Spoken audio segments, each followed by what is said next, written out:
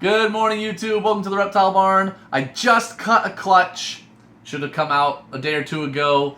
And I noticed the eggs in this clutch that was laid on the same day as the previous clutch are turning color a little bit, and so I'm mildly concerned.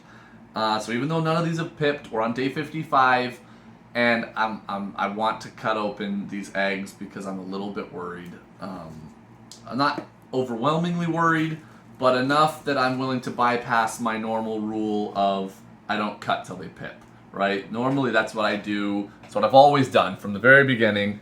But in this case, I'm going to cut these eggs because...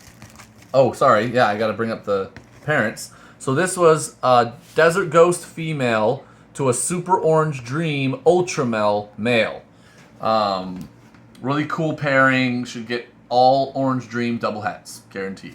So they won't look that exquisite, but it should be really cool. But do you see that? That's just, there's mold colors, there's pink and purple, starting to get a little fuzz. I don't know what happened, but I am not okay with it. So I am going to cut these eggs. I really hope I don't have a bunch of fully developed dead babies in here. That would be heartbreaking. The egg shells even feel weird.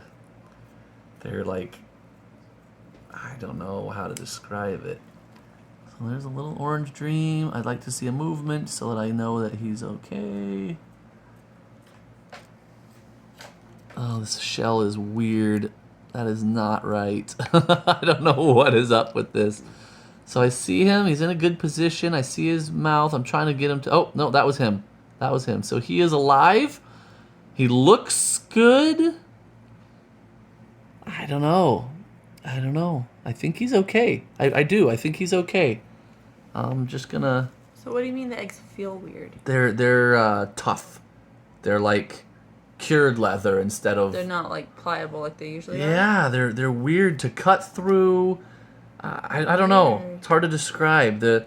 I think what has happened is I did a bunch of rearranging in the incubator, and all the egg boxes got jostled as I was moving them up the shelves. I think all these had water fall from the onto the eggs, and I didn't open them up and dry them off. So I think that it is just mold growth from water touching them. So guys, there are reasons for the way people say to do this.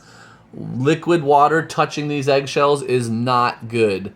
I think they're okay because they were so close to hatching. Yeah, this one's moving on his own. Looks really pretty. Nice Orange Dream. Looks great. Nose is up like he should be, this close to pipping on his own. These may have pipped within the next hour on their own. I didn't trust the shell doing this, so I really wanted to cut these. And it's really thick. I'm not sure how to describe it on camera without you being able to see it. And I don't think that this mold is going to hurt the babies. They would have had to hatch anyways, so there's no avoiding it, right?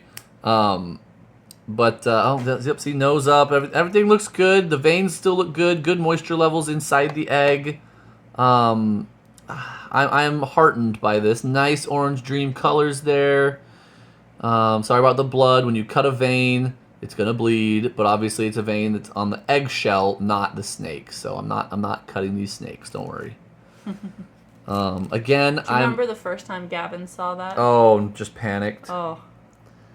I'm not super comfortable cutting before they pip, guys. I'm gonna be honest. The change in the shell was freaking me out, and I decided cutting what would be essentially, 1 day early is better than letting them mold and rot, potentially perfect babies, losing them at the last moment. Another nice little baby. Everyone looks in a good position. No one's tangled or anything in an umbilical that I can see.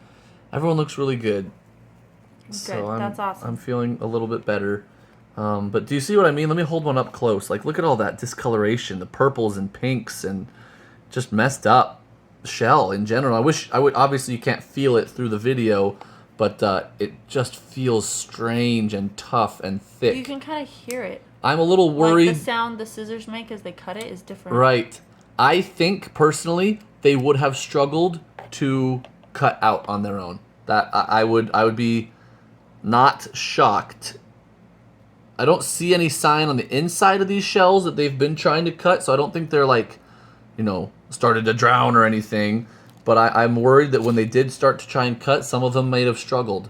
When the shell is abnormally thick and tough, sometimes they can break off their egg tooth before they've actually managed to look at that. The scissors are struggling with this one. I'm happy, even though they're okay. I'm glad I'm doing this because I really do think at least one or two of these may have struggled to get out on his own. Just a second, sweetheart. And once they're cutting, they're on the clock. They have to be able to get a breath of air at some point when they're actually ready to come out. Their body has reached a point where, blood carrying oxygen just through diffusion through the shell is no longer sufficient, and they really do need to cut and start breathing air in their lungs at some point. I'm not sure exactly when that is, but it definitely occurs. Yeah, see, this guy was pushing up against, you can see his nose bulging the shell right there. He's pushing on the shell, and nothing was happening. It's really strange feeling, but they should all be okay now. So we'll keep you updated, maybe a little more closely than we usually do on this clutch. Very exciting genetics. Our two favorite genes are Ultramel and Desert Ghost. We're combining them with this clutch. We got a clutch years ago that was a Ultramel to a Spider Desert Ghost, and we got one baby out of that. So we have a sub-adult Spider double het Desert Ghost Ultramel, and it's a female. So we definitely needed to do this pairing just to get at least a male, but obviously we also wanted a female so we could, down the road, produce some cool babies. Potentially Super Orange Dream Ultramel Desert Ghost. That would be the best thing, pairing these to each other. So really cool genetics. I'm very happy we did this. I apologize. I know that cutting these early is not the best form. A lot of people get upset by that, and I don't blame you. However, in this case, I just felt like I needed to open these in case something was wrong. And in feeling the eggshells, I actually am confident that I did the right thing. I'm not certain they would have cut out on their own. So anyways, maybe a little bit of a different egg cutting than usual, but I hope you guys enjoyed it. Thank you so much for watching. Until next time, we're the Reptile Barn.